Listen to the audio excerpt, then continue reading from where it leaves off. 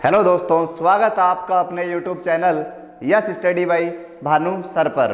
जैसा कि हम लगातार देखते आ रहे हैं राजस्थान में मारवाड़ का इतिहास, लास्ट में हम पढ़ रहे थे राव चंद्रसेन के बारे में। राव चंद्रसेन को मारवाड़ का प्रताप कहा जाता है। उसके अलावा चंद्रसेन को प्रताप का अग्रगामी इसलिए कहा जाता है क्योंकि प्रताप राजा बना था सन 1572 में और चंद्रसेन राजा बन जाता है 1562 में ही। जब महाराणा प्रताप का राज तिलक हो रहा था उस टाइम भी उस राज तिलक के समारोह में जाते हैं कौन? चंद्रसेन। तो चंद्रसेन से शिक्षा प्राप्त करके या चंद्रसेन से ही कुछ मुगलों के खिलाफ सुना किसने? प्रताप ने, और वो चंद्रसेन के पथ पे चलने लगे। इस कारण से उन्हें प्रताप का अग्रगामी भी कहा जाता है या प्रताप के आगे चलने वाला कहा जाता है। उसके अलावा बात करें मारवाड़ का भूला बिसरा राजा भी किसे कहा जाता है? चंद्रसेन को। वो इसलिए कहा जाता है कि मारवाड़ में एकमात्र राजा जिसने अकबर की अधीनता स्वीकार नहीं करी थी, इस कारण से उनको मारवाड़ का भूला बिसरा राजा कहा जाता है। बात करेंगे नागौर दरबार की, जो पिछले वीडियो में कुछ कमी रह गई थी, वो देख लेते हैं। 1570 में अकबर जो है वो लगाता है नागौर दरबार। उससे पहले ध्यान रखें, सन 1568 में अकबर जीतता है चित्तौड़ को। मैंने तुम्हें बताया था उस टाइम राजा उदय सिंह ठार जयमल और फत्ता लड़ते हैं। उनकी जो जयमल की जो बहन है फूल कंवर, वो उसमें जौहर कर लेती है और केसरिया कौन करता है? जयमल मेड़ता और फत्ता चुंडावत। ये अपन ने पढ़े थे मेवाड़ के इतिहास में। 1568 में जीतता है चित्तौड़ को। 1569 में जीत लेता है रणथंभौर दुर्ग। और 1570 की बात करें तो 1570 में ये आता है अजमेर में ख्वाजा मोइनुद्दीन चिश्ती की दरगाह थी, वहाँ ये मन्नत मांगने आता है और अजमेर से जाता है नागौर जाकर लगा देता है नागौर दरबार, या नागौर के अंदर एक दरबार लगाता है जिसे कहा जाता है, अकबर ने नागौर दरबार इसलिए लगाया कि उसका जो उद्देश्य था, पब्लिक उद्देश्य उसका था कि उस टाइम अकाल पड़ा हुआ था कि भाई अकाल राहत कार्यों के लिए हम क्या करेंगे? दरबार लगा रहे हैं। अकाल राहत कार्यों के लिए भाई बातें करनी है, चर्चा करनी है, इसलिए अकबर नागौर दरबार लगाया। लेकिन जो अकबर की जो मनसा थी, अकबर के मन में विचार था या उसका वास्तविक उद्देश्य था राजपूत शासकों को अधीनता स्वीकार करवाना। राजस्थान के जो भी राजपूत शासक थे, राजपूत शासकों को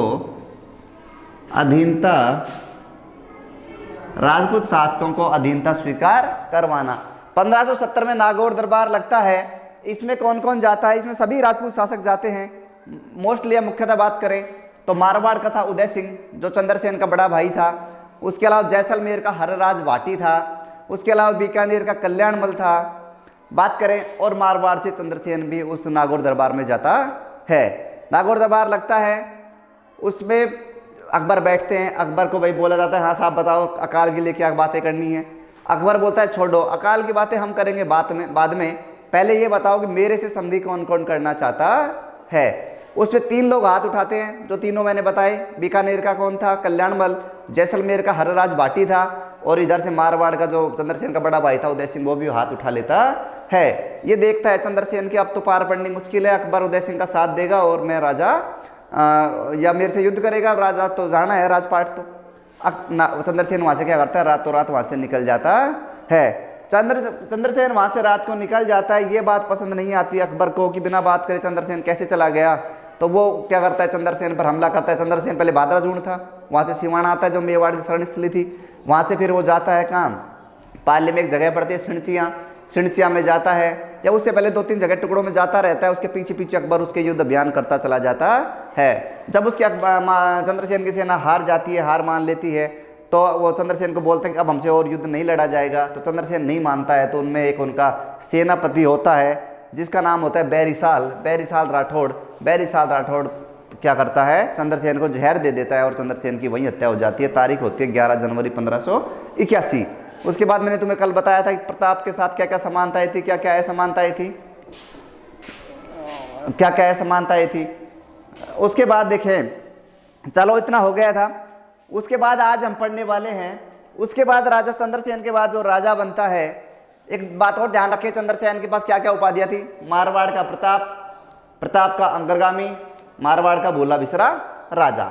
ये बातें थी चंद्रसेन के बारे में। आज हम बात करने वाले हैं मारवाड़ के नए राजा जिनका नाम था उदय सिंह। क्या नाम था? उदय सिंह।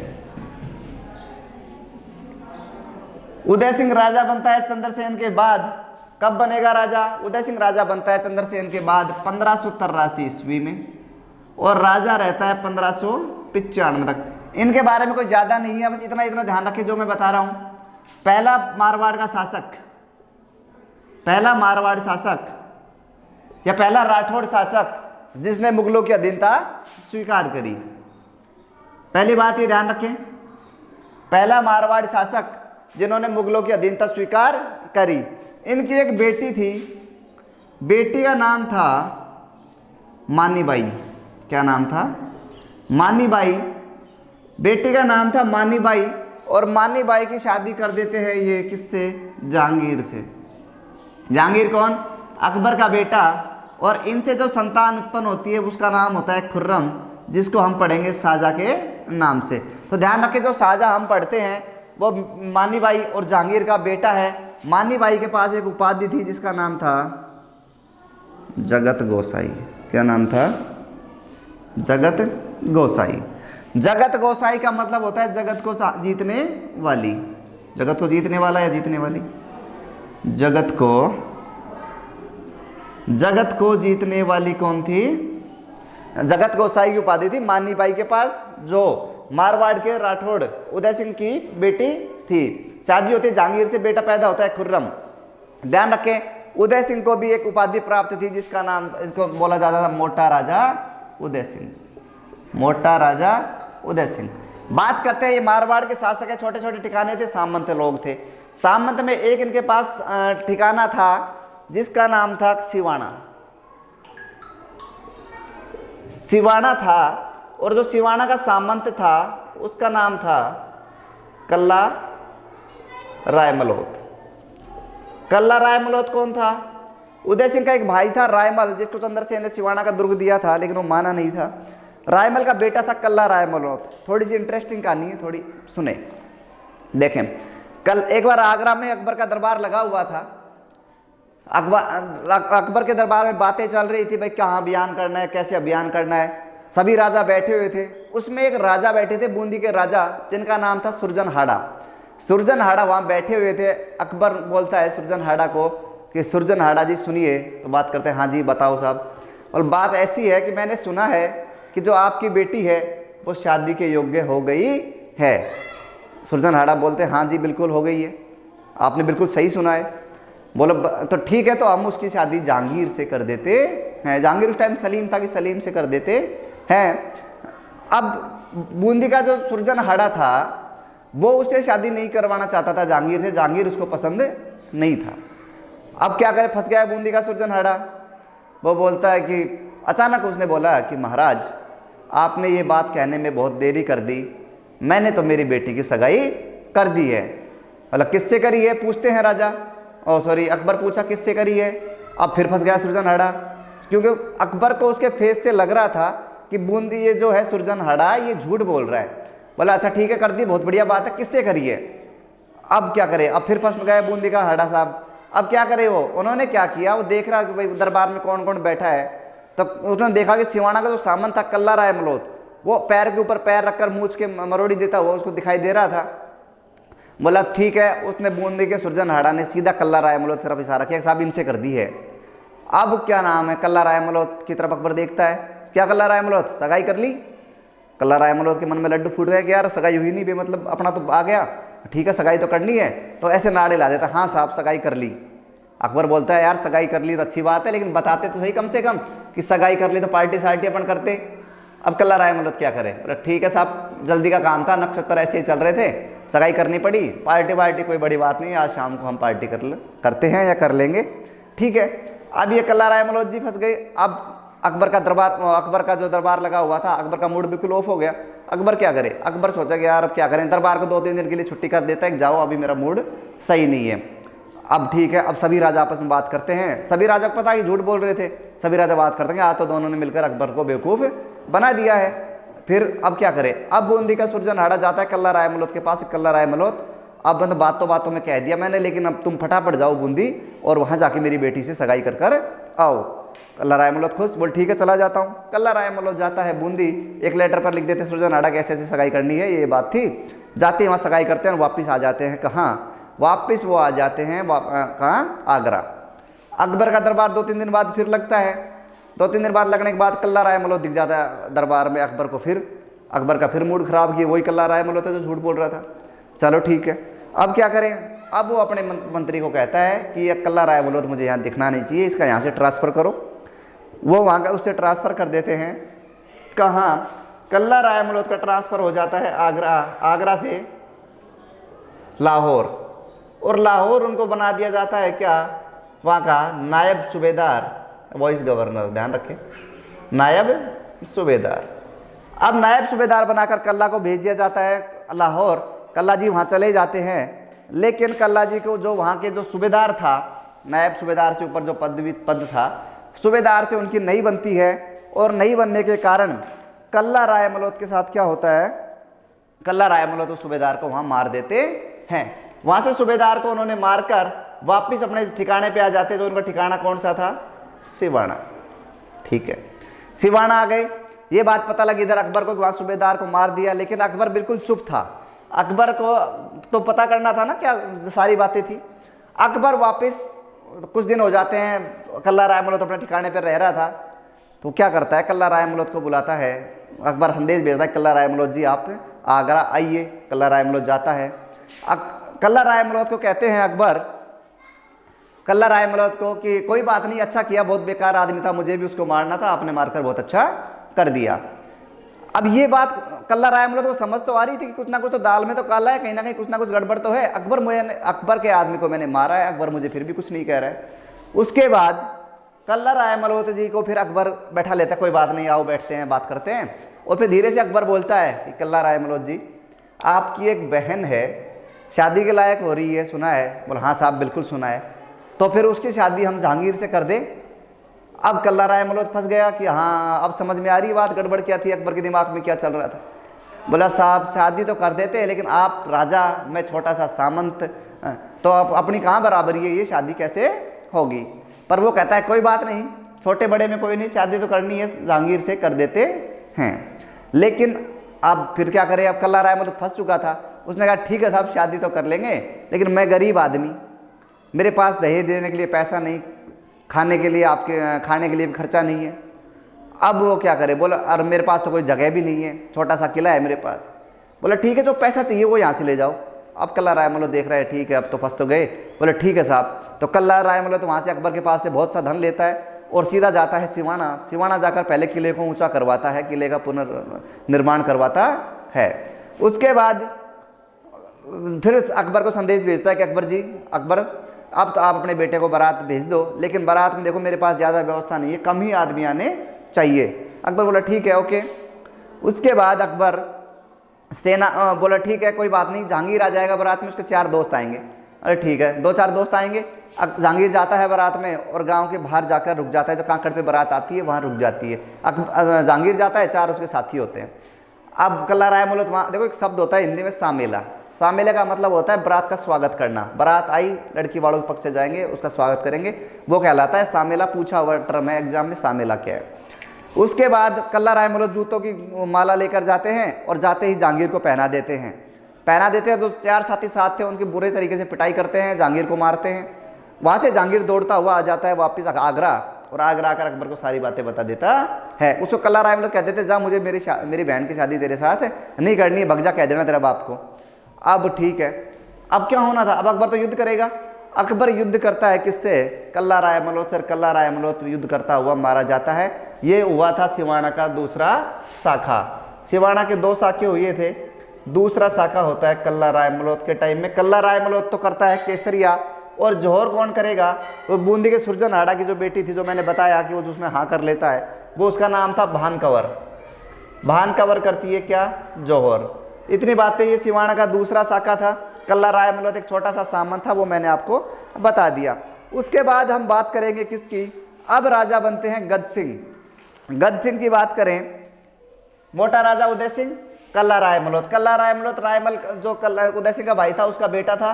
कल्ला राय मलोत की ये थी हिस्ट्री, थोड़ी इंटरेस्टिंग सी कहानी थी कि फंस जाते हैं बेचारे बेमतलब, क्योंकि बूंदी के सुरजनहाड़ा उनको जब वो देख लेते हैं कि उसका उनका नाम ले देते हैं, नाम ले देने पर कल्ला जी के मन में भी लड्डू फूट जाते हैं कि शादी हो रही है, तो ठीक है कल्ला राय मलोत जी भी हाँ कर देते हैं। अंजाम ये होता है कि अकबर कल्ला राय मलोत को मरवा देता है। अब राजा बन जाते हैं कौन, गज सिंह। गज सिंह राजा बनते हैं। गज सिंह के बारे में कुछ ज्यादा नहीं है। गज सिंह राजा बनते हैं 1615 से 1638 तक। दो बेटे थे, एक बेटे का नाम था बड़ा बेटा अमर सिंह, बड़े बेटे का नाम था अमर सिंह, और छोटे बेटे का नाम क्या था, जसवंत सिंह। इनकी एक प्रेमिका थी जिसका नाम था अनारा बेगम।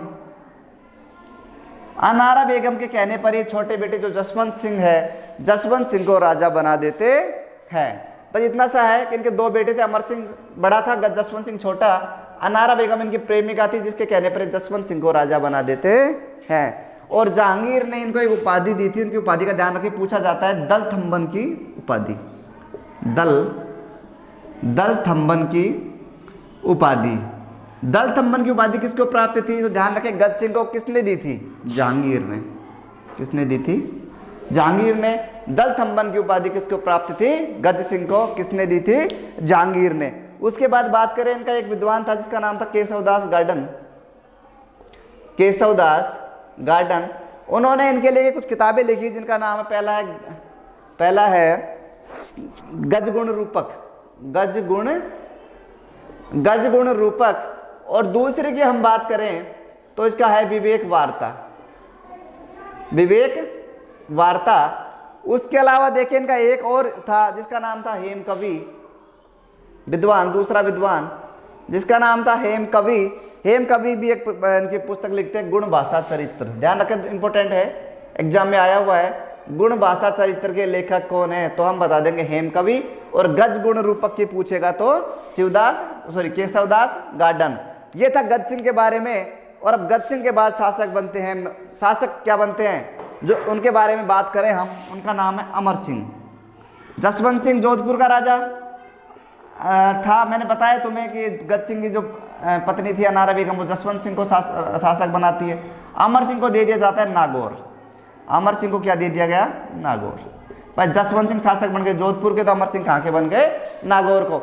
मारवाड़ के इतिहास में अमर सिंह राठौड़ कभी भी शासक नहीं बना, लेकिन अमर सिंह की जो प्रसिद्धियां हैं वो बहुत ही प्रसिद्ध हैं। बहुत ही बड़े आदमी थे अमर सिंह, नागौर के राजा थे अमर सिंह। सबसे पहले बात करेंगे इनके बारे में, तुम लोगों ने सुना होगा मतीरे की राड़। मतीरे की राड़, इन्होंने एक युद्ध लड़ा, मतीरे के राड़ नामक युद्ध। वो हुआ था सन 1644 में। सन 1644 में होता है युद्ध मतीरे की राड़। किसके साथ, अमर सिंह नागौर वर्सेज बीकानेर का था करण सिंह। बीकानेर का करण सिंह।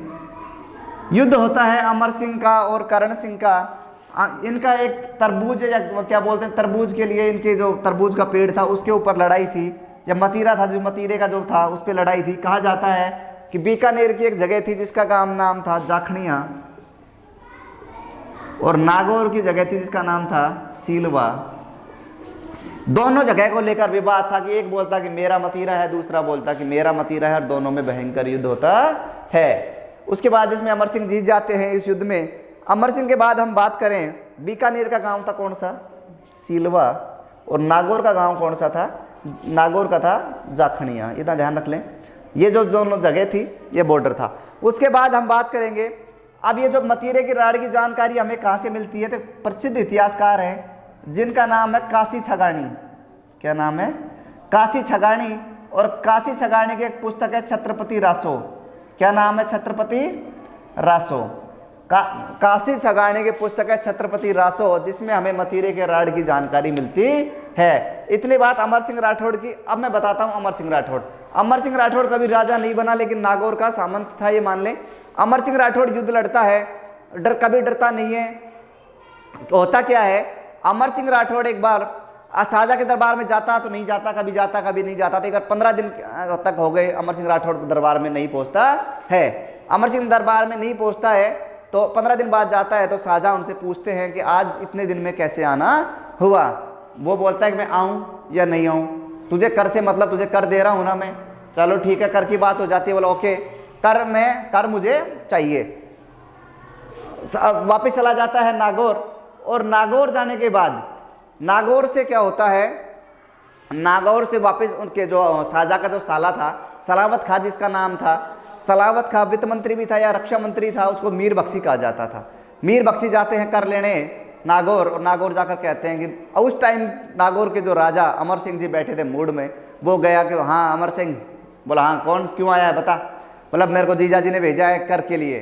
बोल बता पहले तेरी बहन का नाम क्या है। उसने बताया कि मेरी बहन का नाम मुमताज़ है। बोल मुमताज़ जा तेरे जीजे को कह देना जाके, तेरा जीजा जी को कि मैं करवर नहीं देता हूँ। सलावत खां को 2-4 गाली निकाल देता है। सलावत खां वापस दौड़कर चला जाता है। सलावत खां चला जाता है।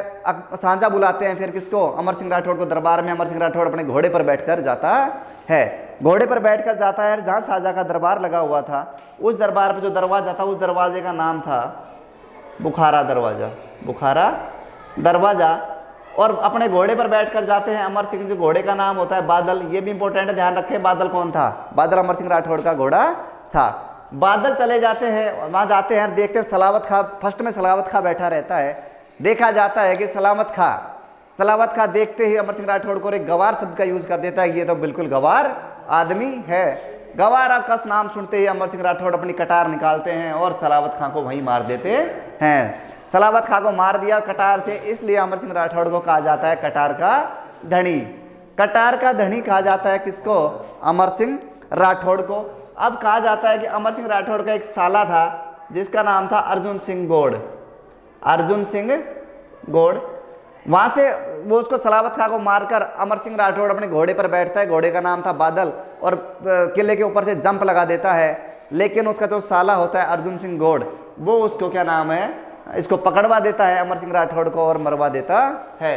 अमर सिंह राठौड़ की 16 खंभों की छतरी बनी हुई है नागौर में, इतना ध्यान रखें। 16 खंभों की छतरी किसकी है, अमर सिंह राठौड़ की। तुमने देखा होगा फिल्मी स्टाइल में उसने छलांग लगाई थी। कहीं भी अमर सिंह को तुम देखते हो, अमर सिंह की फोटो, अमर सिंह राठौड़ की, ध्यान रखें, राणा अमर सिंह अलग है। अमर सिंह राठौड़ की जहाँ तुम फोटो देखते हो वहाँ क्या नाम है, अमर सिंह घोड़े पर बैठा हुआ छलांग लगाता हुआ ही दिखाई देता है। 16 खंभों की छतरी किसकी बनी हुई है, अमर सिंह राठौड़ की। और अमर सिंह की हत्या कौन करवा देता है, उसका ही साला अर्जुन सिंह गौड़। पहले उसके साले से भी अनबन हो चुकी थी, इस कारण से अमर सिंह राठौड़ की हत्या में सहयोग कौन कर देता है, उसी का साला अमर सिंह अर्जुन सिंह गौड़। इतनी बातें देखो हमने पढ़ी। अमर सिंह कभी अब इतिहास में राजा नहीं बना, लेकिन अमर सिंह एक बहुत प्रतापी शासक हुआ। उसके पास नागौर दरबार था। सबसे पहले उसने मतीरे की राड़ सन 1644 में बनी। उसके बाद बात करें मतीरे के राड़ की जानकारी हमें मिलती है काशी छगानी छत्रपति रासो से। दोस्तों आज का था ये हमारा लेसन, ख़त्म हुआ। कल पढ़ेंगे नया राजा। अगर आपको वीडियो अच्छी लगी है तो वीडियो को लाइक करें, शेयर करें, सब्सक्राइब करें। धन्यवाद दोस्तों।